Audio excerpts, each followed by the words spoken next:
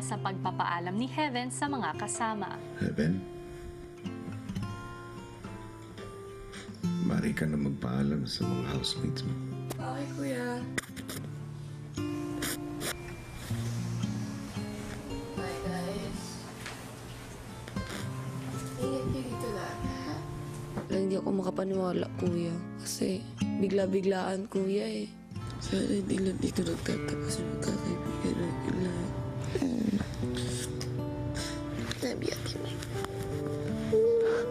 Kahit gusto-gusto niyang manatili dito, pero talagang ginawa niya yung tama, kuya. Yun ay makapili ang kanyang ina.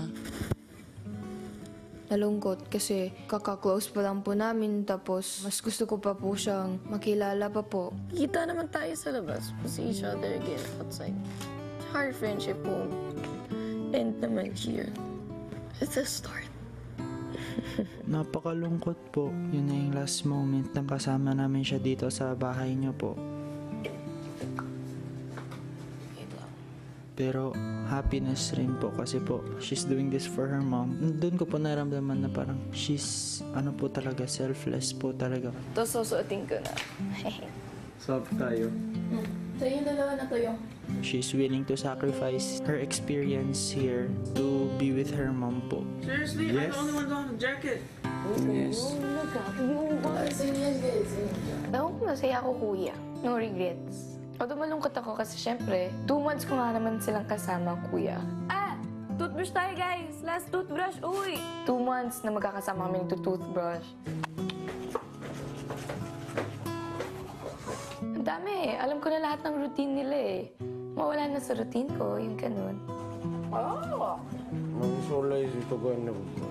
At bago tuluyang umalis si Heaven, si Kisses, Not just aalis siya, nalungkot po ako kasi yung nangyari sa mother niya, malaking problem yun for her. Ngayon, close din mo tayo kahit paano, diba? Hindi naman natin na-waste yung time dito. So that's good.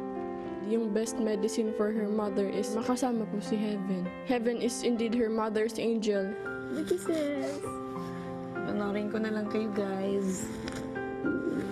Sa kung ano mangyari. Still friends. Naayos ko naman yung relationship ko sa lahat. Dami akong natutunan. Matuto kang makisama. Tutunan ko rin na tanggalin yung walls ko. Mag-trust ako ng tao. Tapos mag-love. Hindi ko rin na-expect na magkakaroon din ako ng family dito. Always smile. Talagang pang matagalan yung mga natutunan ko, kuya. Panghabang buhay. Hindi naman mag-i-end talaga dito. Lalabat pa ako sa labas. Ingatan mo yung jacket ko, ah. Bye-bye. bakas ang lungkot ng lahat sa tuluyang paglabas ng isa sa mga kasama. It's the right decision for her mom po. Tingin ko naman po, mas better rin po para sa mom niya na andun siya pagdilat po nung mom niya. At sa huling pag-uusap ni Heaven at Kuya, Heaven, Yes, Kuya. sa huling pagkakataon, tatanungin kita, gaano mo kamahal ang iyong ina? Pagdating talaga sa ina ko, Kuya, naiiyak ako eh. Siya yung bumuhay sa'yo. Siya yung nagdala sa'yo for 9 months. Siya yung nagpakahirap sa'yo. Nandun siya, masaya ka, hindi. Nandun siya pag nagkamali ka at pag nagawa mo yung tama. Nandun siya. Ang ina kasi, Kuya, talagang the best.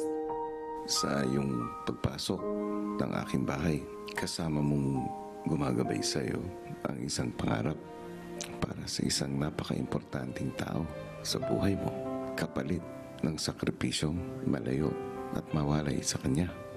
Pinahanga mo ko, Heaven. Kaya ka naman, Kuya. Dahil sa mura mong edad, ipinakita mo sa buong mundo kung paano magpatuloy at lumaban sa araw-araw na hamon ng buhay. Bitbit ang malaking bahagi ng iyong butihing ina. At ngayon na mas kailangan ka niya, hindi ka nagdalawang isip na bumalik at muli ay makapiling siya. Totoong walang tutumbas sa pagmamahalan ng isang anak para sa kanyang ina. True. Heaven, Pa.